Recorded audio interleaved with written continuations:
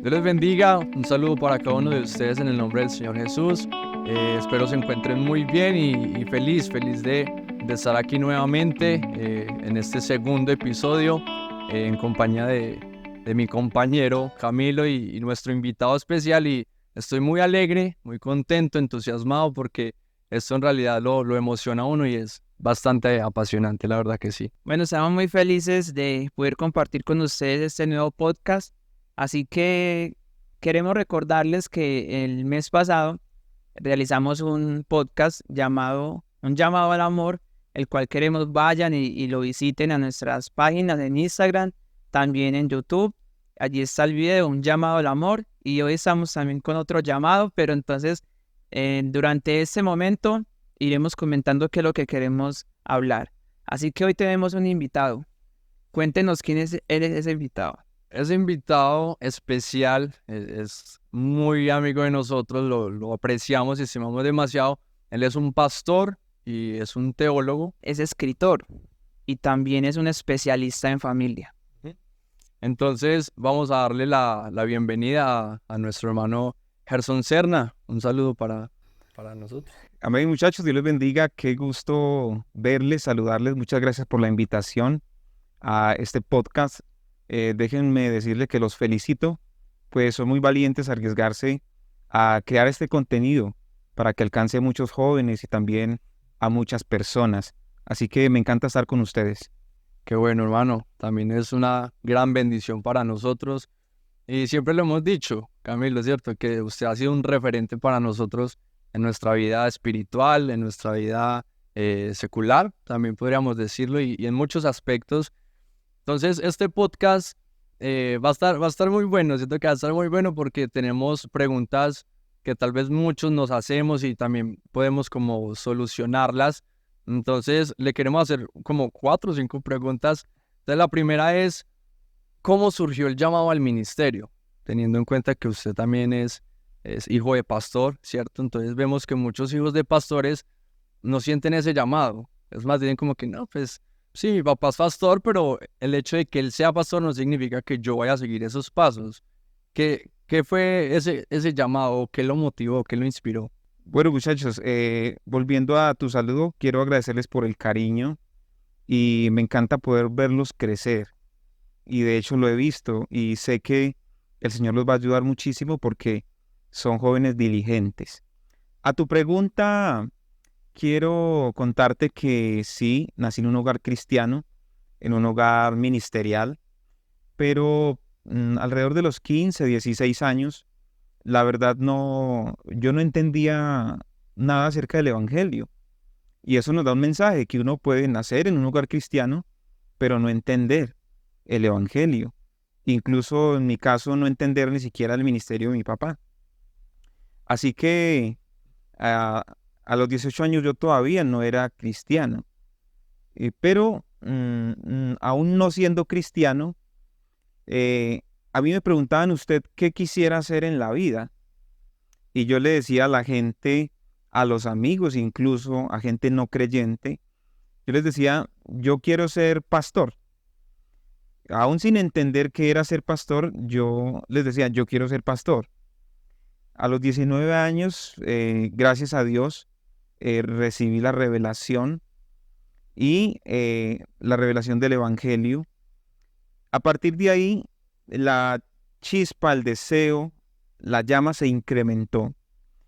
Y todo lo que comencé a hacer desde que me convertí fue enfocado en lo que quería hacer, que era un llamado a servirle al Señor. Ya no decía que era un llamado a ser pastor, decía que era un llamado a servirle al Señor.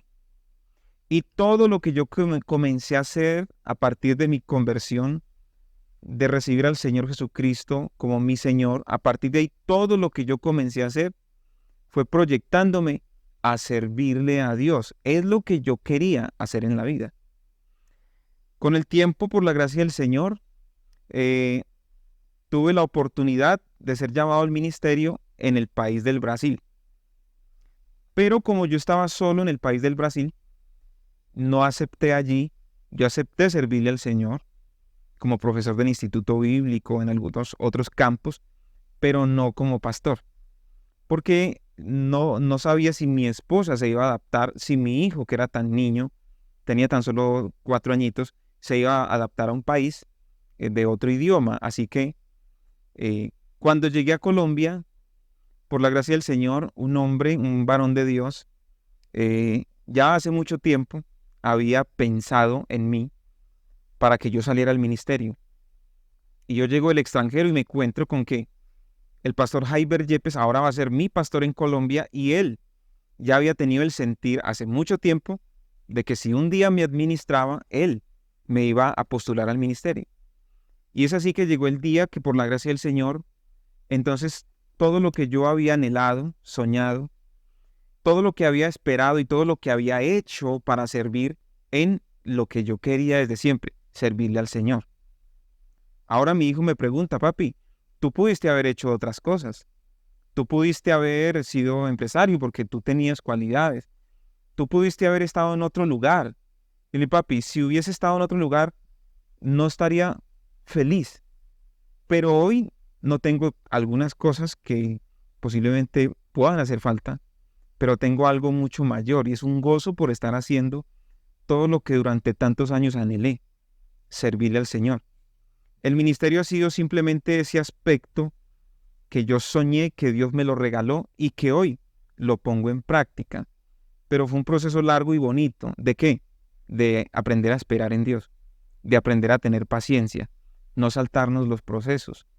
Así que si uno de ustedes siente una chispa, una llama, un deseo, pues no dejen que se apague, vivan el proceso, y en su momento Dios, que los conoce, les dará conforme a su voluntad. Amén. Qué bonito eso, ¿cierto? Saber.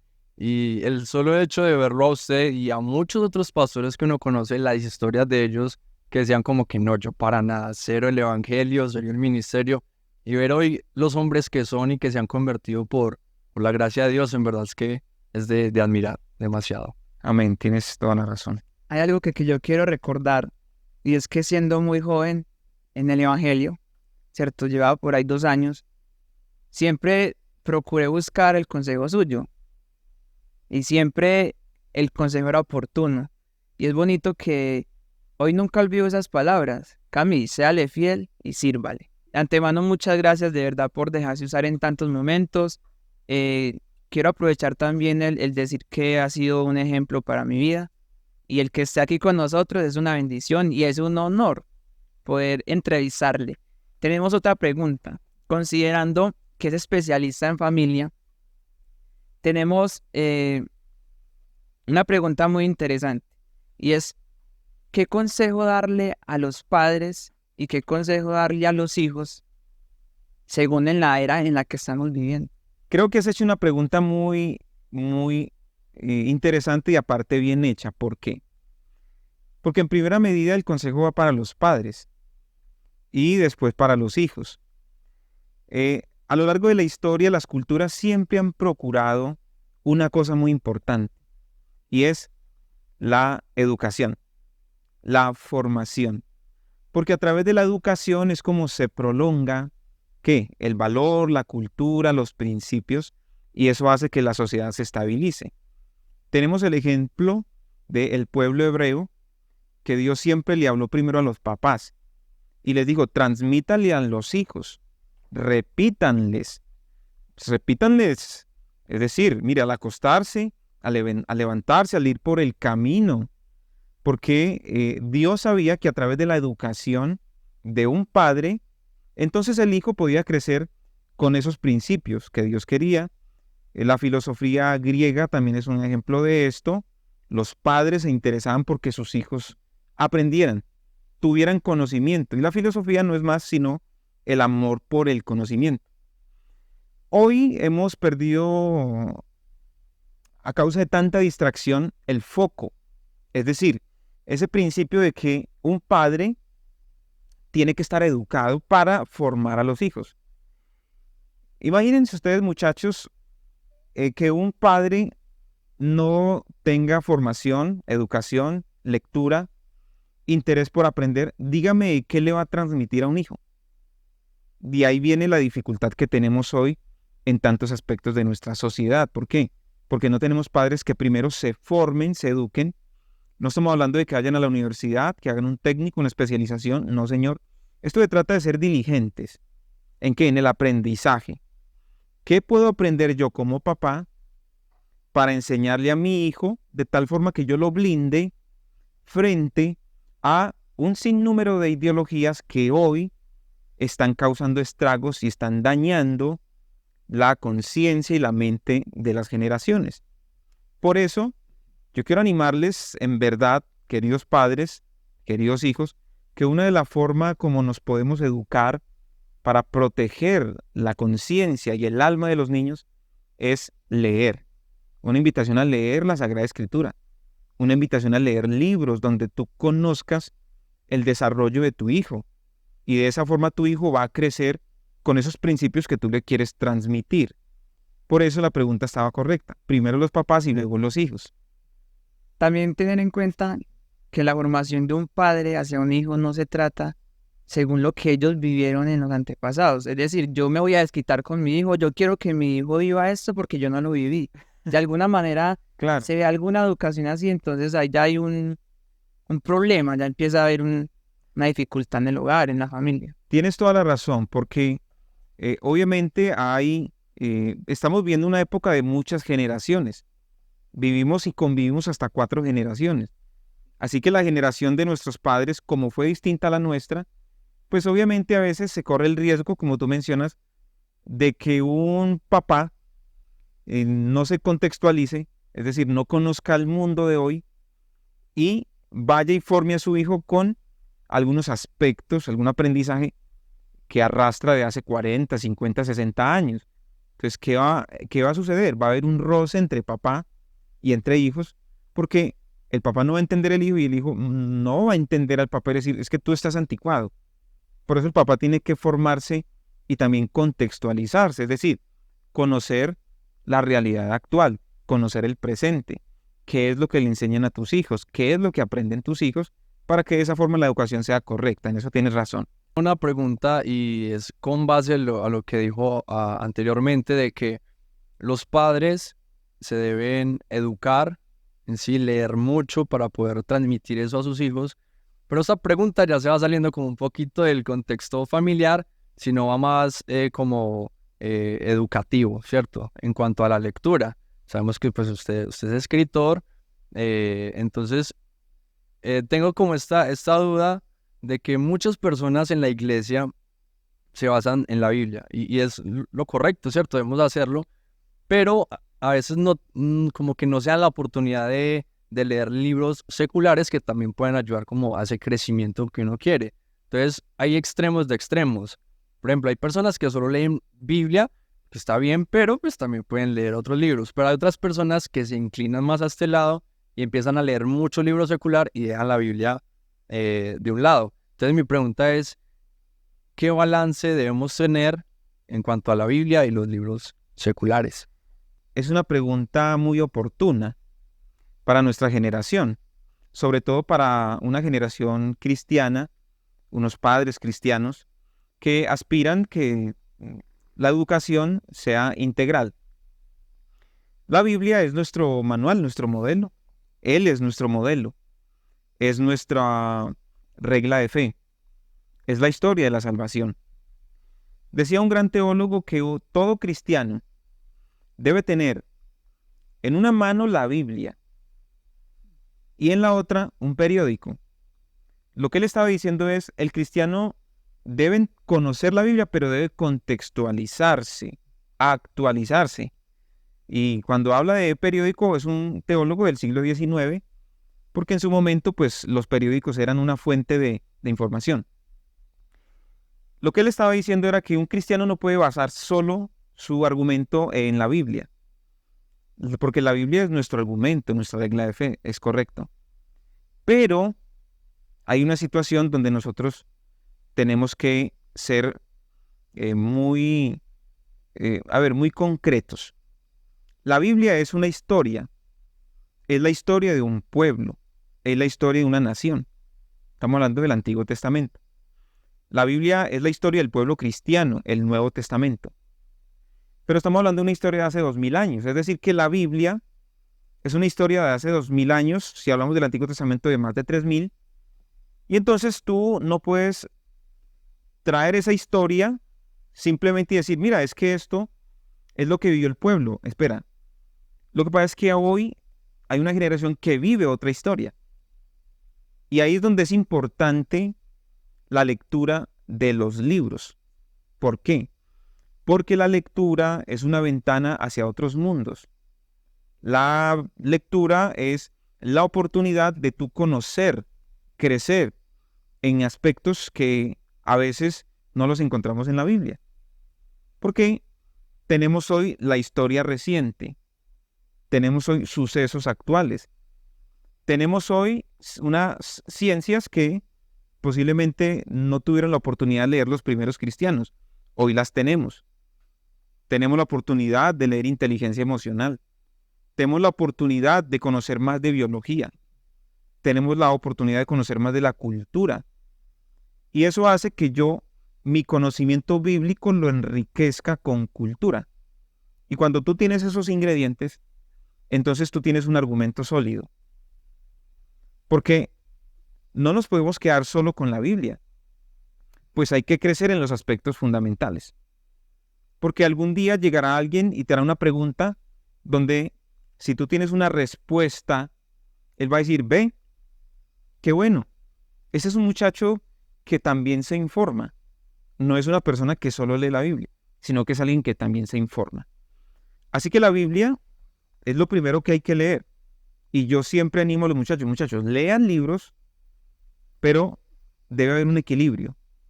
Porque lo primero que yo tengo que comenzar a leer, a estudiar y a conocer es al Dios de la Biblia.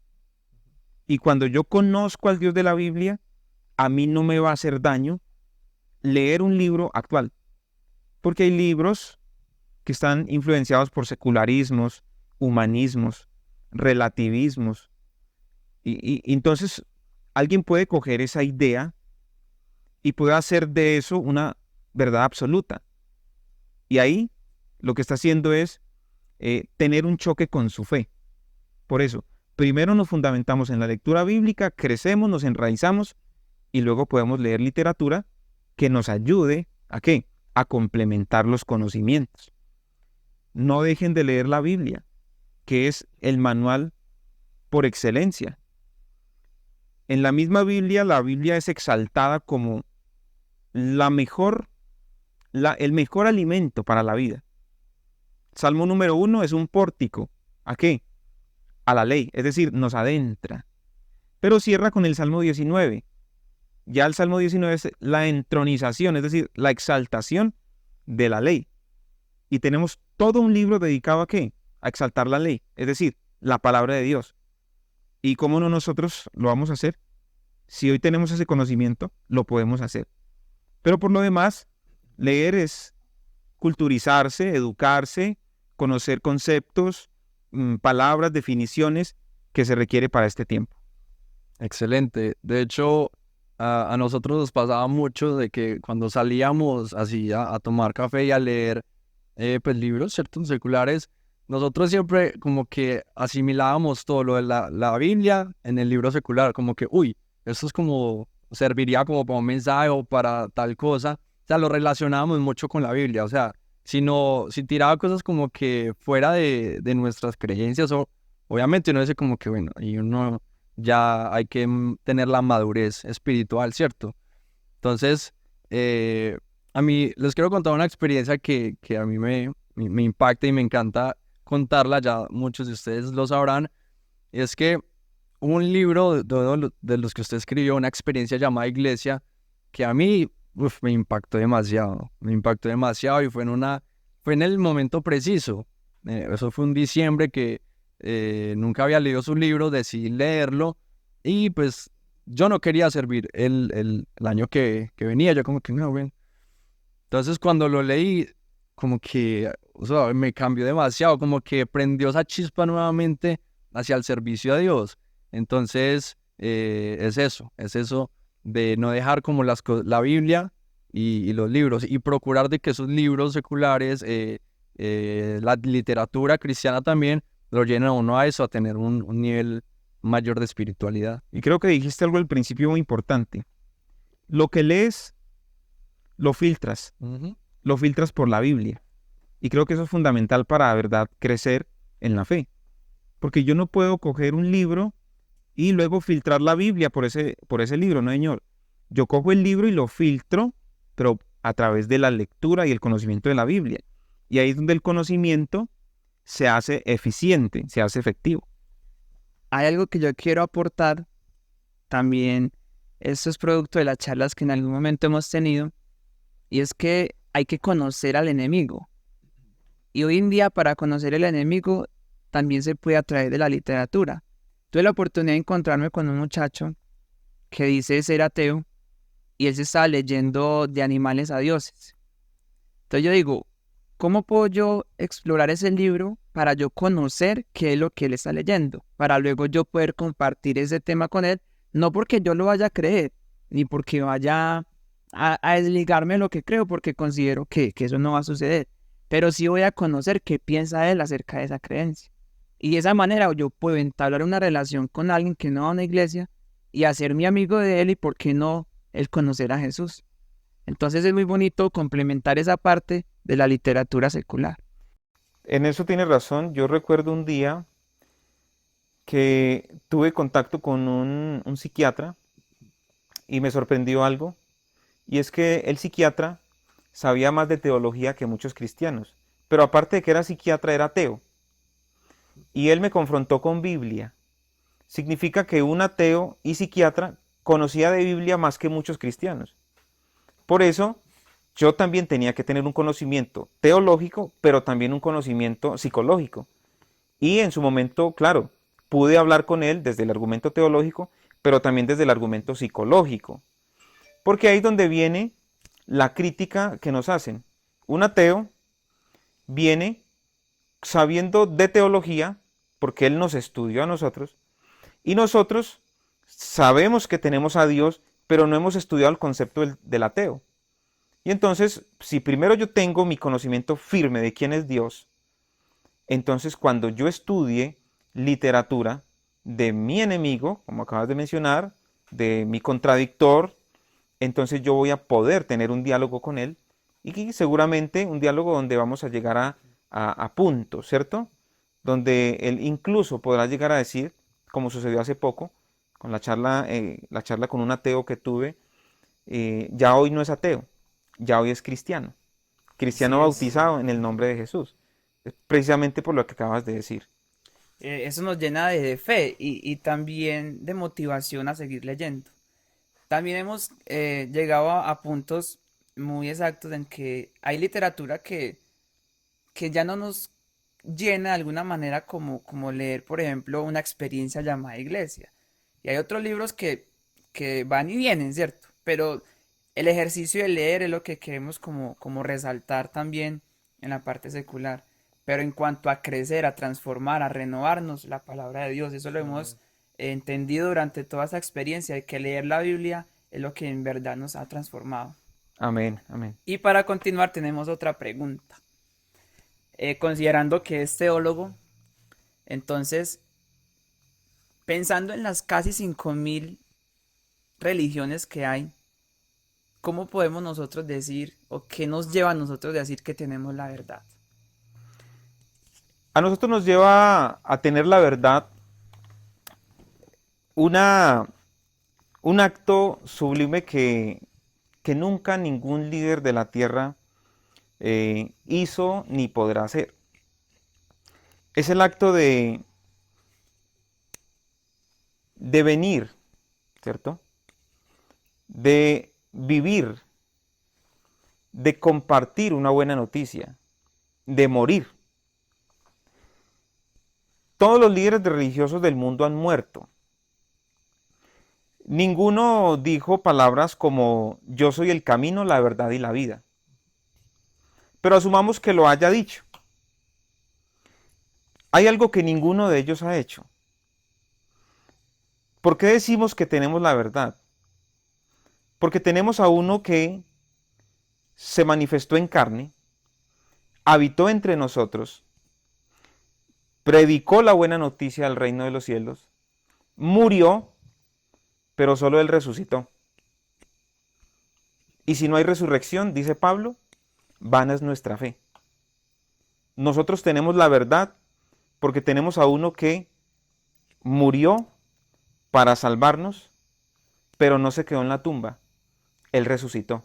Sí, amén. Y esa es la clave central del Evangelio, de que murió, pero resucitó. Y por eso nosotros decimos, confiados en que tenemos la verdad. Esa verdad se llama Jesús, Jesús de Nazaret, quien dijo, soy el camino, la verdad y la vida. Pero murió y también resucitó. Y ahora habita en nosotros en el poder del Espíritu Santo porque lo podemos sentir. No hay verdad más grande que esa.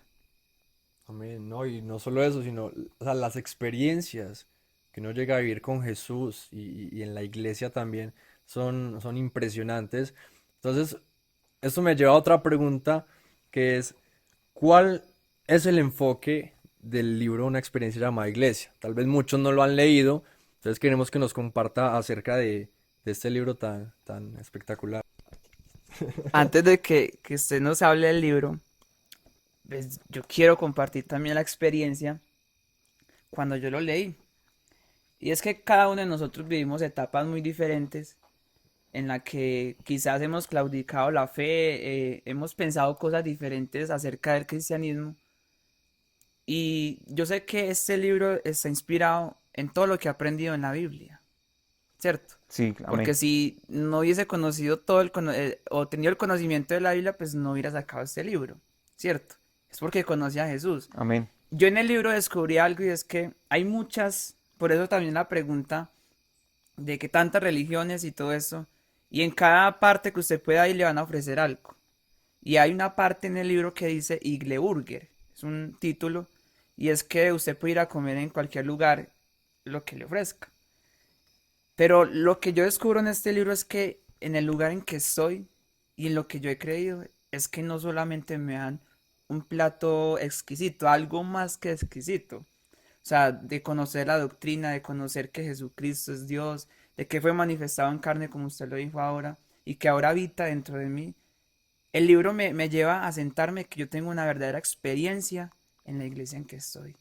Entonces, y eso hizo un efecto tan poderoso que me hizo afianzar más en el propósito que tengo en el lugar en que estoy. Me encanta escuchar ese testimonio de lo que el libro, de lo que el libro ha hecho, en este caso en la vida de ustedes como lectores. Y yo creo que este libro estaba en la voluntad de Dios porque si solo ustedes dos me dicen que tuvieron un cambio espiritual a raíz de la lectura del libro, eso me dice que ya cumplí el propósito, porque el propósito era precisamente ese, que haya una generación de jóvenes que primero entiendan que el lugar donde estamos es el mejor lugar. ¿Por qué? Porque la experiencia que vivimos aquí como iglesia es una experiencia transformadora. No es una experiencia donde tú te vas vacío, no, te vas lleno. Steven me preguntaba por el propósito del libro. Yo quiero que la lectura de ese libro genere sentido de pertenencia en el lector por lo que nosotros somos, una iglesia. Pero no es una simple, no es un simple lugar, sino una experiencia. Eso es lo que yo quiero que ustedes aprendan. Que tengan sentido de pertenencia por lo que somos, discípulos de Jesús. A su vez, quiero también que a través del libro conozcan lo que la iglesia ha sido a lo largo de la historia, de que no ha sido cualquier cosa. Y tercero, quiero que a través del libro padres, jóvenes, líderes cristianos, pastores, conozcan los desafíos que nosotros estamos enfrentando hoy. Porque no son desafíos iguales a hace 20 o 30 años, son los de hoy. Y estamos hablando de contextualizar. Estamos hablando de que un padre, un líder cristiano debe saber cuáles son los desafíos de nuestra época. Y por eso el Señor me movió a escribirlo, porque eso se llama despertar. Porque en el proceso, si nosotros no abrimos los ojos, el entendimiento, hablo de ojos espirituales, o el entendimiento, entonces seremos presas fáciles de nuestro enemigo. Pero como decías tú, Camilo, hace un momento, si yo conozco a mi enemigo, yo puedo defenderme. Incluso yo puedo sentarme a plantearle cara también a mi enemigo. Ese fue el propósito de una experiencia llamada iglesia, Steven. Sí, no, y lo ha cumplido, pues ya lo puede ver dos Una testigos bendición. acá. Y la verdad es que ese libro ha sido de mucha bendición, lo digo personalmente, y sé que a muchas personas también ha sido de bendición. Y tenemos en cuenta de que usted ya está pronto a sacar otro libro. Cuéntenos al respecto, por favor. Amén, amén. Por la gracia del Señor, hemos escrito un segundo libro que próximamente saldrá a la venta. Y este libro quiere dar a conocer el mayor desafío que tenemos como iglesia. Porque es un desafío que pasa por encima de las instituciones, de los gobiernos, de los centros educativos. Este desafío que tenemos hoy pasa por encima de la legislación y viene a sentarse como la que dicta las leyes. Es un desafío que está minando la identidad de la juventud y ha hecho que se genere un problema en el desarrollo incluso de muchos jóvenes, porque hoy tenemos o asistimos a una generación sentimentalista, pero casi no basada en la razón, en el intelecto, en la inteligencia. Y esos que no han basado su desarrollo, su pensamiento a partir de la inteligencia, son presas fáciles. ¿De qué? De este nuevo desafío que tenemos hoy. Es una ideología y esa ideología tenemos que conocerla. Así que el libro va a exponer, va a desenmascarar un caballo de Troya. Es un caballo de Troya que se va metiendo sutilmente y va haciendo tanto daño que cuando nosotros despertemos podrá haber sido tarde para muchos. Por eso el libro va a cumplir ese propósito de que padres, jóvenes, líderes conozcan a su enemigo, a uno de los mayores desafíos que enfrentamos hoy. Dios mediante, el libro estará saliendo en los próximos días. El libro viene para ser una herramienta educativa. Así que queremos invitarlos a todos que lo adquieran y puedan aprender muchísimo, pues necesitamos contextualizarnos. Como nuestro podcast anterior fue un llamado al amor, si no lo han visto, vayan y véanlo. Queremos que este podcast sea un llamado a la lectura. Bueno, y para poder que haya un llamado a la lectura, ¿por qué no nos da un consejo acerca de la lectura? Bueno, yo quiero decirles que si ustedes quieren generar cambios positivos a nivel intelectual, personal, emocional y hasta espiritual, muchachos, a todos los que nos oyen, lean. Por favor, tengan diligencia para formarse, para educarse, porque no hay mayor satisfacción que tú terminar la lectura de algo y saber que ese poco tiempo que dedicaste a esa lectura te ayudó a crecer, y cosa que tú no hubieras hecho si no hubieras leído X o Y libro. Así que la lectura te cambia. La lectura te permite ver otros panoramas del mundo que tú tienes. A veces tenemos un panorama del mundo muy estrecho, muy pequeño. Cuando tú lees un libro, él te da el panorama de otro mundo que tú no conoces. Por eso yo quiero animarles a que amen, se apasionen por la lectura y verán el cambio que les dará o el resultado que tendrán. Bueno, entonces para ser más exactos, quizás algunos no han leído. De hecho, uno escucha decir que no, que pereza, que no tengo tiempo, que eso, que lo otro. Pero es necesario leer. Y qué bueno recomendar este libro. No porque sea el invitado, no, es porque el libro es muy bueno. De verdad lo hemos leído, lo hemos experimentado y créanme que van a enriquecer sus vidas, tanto emocional y tanto intelectualmente y espiritualmente, claro está. Así que los que estén interesados, lean este libro, también el siguiente que va a salir y nada, no soltemos la Biblia. No Amén, soltemos la amén. Biblia porque Así es. todo está en esa fuente que es inagotable. Amén. Así que gracias por todo No, gracias a todos. y Dios les bendiga.